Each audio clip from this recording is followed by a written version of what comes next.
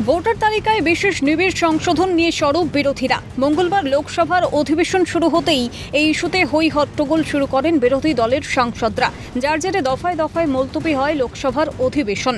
শেষমেশ দিনের মতো অধিবেশন মুলতবি হয়ে যায়। একই চিত্র রাজ্যসভাতেও। সেখানেও অধিবেশন শুরু হতেই নির্বাচন কমিশনের বিশেষ সমীক্ষা নিয়ে আলোচনার দাবি তোলেন বিরোধী দলের সাংসদরা। এর জেরে দফায় দফায় মুলতবি হয় অধিবেশন।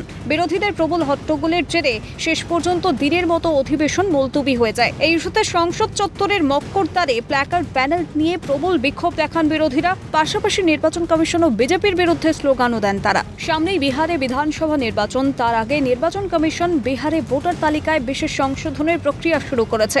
নির্বাচন কমিশনের এই সিদ্ধান্তের প্রতিবাদেই ক্ষোভে ফেটে পড়েছেন বিরোধী দলের সাংসদরা। তাদের দাবি, ভোটার তালিকা সংশোধনের এই প্রক্রিয়া অবিলম্বে বন্ধ করতে হবে। গোটা বিষয়টি নিয়ে শুরু হয়েছে রাজনৈতিক চর্চা। তৃণমূল সাংসদ সুস্মিতা দেবের অভিযোগ, এটা ক্ষমতার অপব্যবহার ছাড়া আর কিছুই নয়। ইলেকশনের 1 বছর আগে শুরু করা উচিত ছিল। তখন আপনারা সিটিজেনশিপ অ্যাক্টের সেকশন 3টা টেনে এনে বলতে পারতেন বার্থ সার্টিফিকেট। ইলেকশনের 3 মাস আগে আপনি নাগরিকদের বলছেন, যারা এত দশক থেকে ভোট দিল, যে এইগুলা কাগজ আপনারা মানছেন না। কেন মানছেন আমি বলে দেই। কারণ আধার কার্ড দে আর সেইং এটা সিটিজেনশিপের প্রুফ নয়, রেশন কার্ডের মানে সিটিজেনশিপ না। তার মানে আপনারা এনআরসির মতো একটা এক্সারসাইজ করছেন। সেটার জন্য আপনি দেশের গরিব জনতাকে শুধু 3 মাস সময় দিতে এটা হয়। So it is an absolute misuse of power, যেটাকে বলে। একই সুর তৃণমূল সাংসদ কল্যাণ বন্দ্যোপাধ্যায়ের গলায়। তার অভিযোগ, বিজেপির কথা মতো নির্বাচন কমিশন চলছে। আসলে বিজেপি যেগুলো লিস্ট করে দেবে তাদের নাম কেটে দেবে, এটাই হচ্ছে ইলেকশন কমিশনের একমাত্র object, nothing more than that. খুব পলিটিক্যাল ইনস্টিটিউশন হয়ে গেছে election commission. Election commission has become a political institution and controlled by the BJP party office.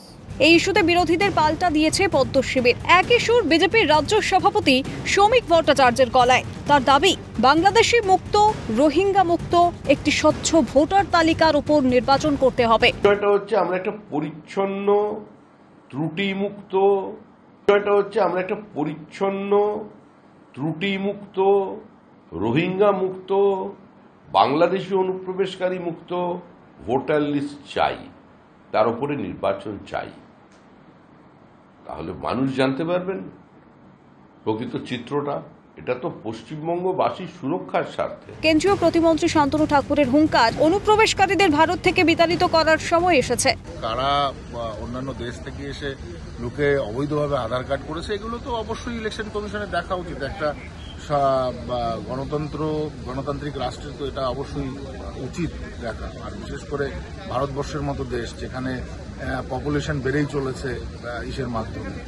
তো আমি মনে করি না যে এরকম কিছু বাংলাতে হবে, কিন্তু ইলেকশন কমিশন কিভাবে করবে সেটা তাদের ম্যাটার।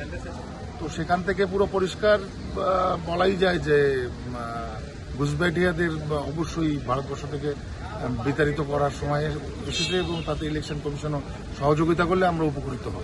যদিও এই ইস্যুতে নির্বাচন কমিশনকে এক হাত নিয়েছে বামেরা। সিপিআইএম সাংসদ বিকাশ রঞ্জন ভট্টাচার্যের দাবি, নির্বাচন কমিশন এখতিয়ার বহির্ভূত কাজ করছে। কমিশন যে সিদ্ধান্ত নিয়েছেন সেই সিদ্ধান্ত নির্বাচন কমিশনের এখতিয়ার বহির্ভূত। সুপ্রিম কোর্টকে করা নির্দেশ জারি করতে হবে, কেন সংবিধান এটাকে তো সুপ্রিম কোর্টই ব্যাখ্যা করেন, ইলেকশন কমিশন ব্যাখ্যা করেন। ইলেকশন কমিশনের কাজ হচ্ছে কোথায় কোনো মানুষ বসবাস করছেন কিনা স্থায়ীভাবে তার না। বিশেষ নিবিড় সমীক্ষা ইস্যুতে সরকারকে কোণঠাসা করতে মরিয়া বিরোধী শিবির। এই পরিস্থিতিতে সংসদের বাদল অধিবেশন আরও উত্তপ্ত হতে পারে বলেই মনে করা হচ্ছে ওয়াকিবহাল মহলের তরফে। ইন্দ্রাণী দাশগুপ্তার রিপোর্ট, ক্যালকাটা নিউজ।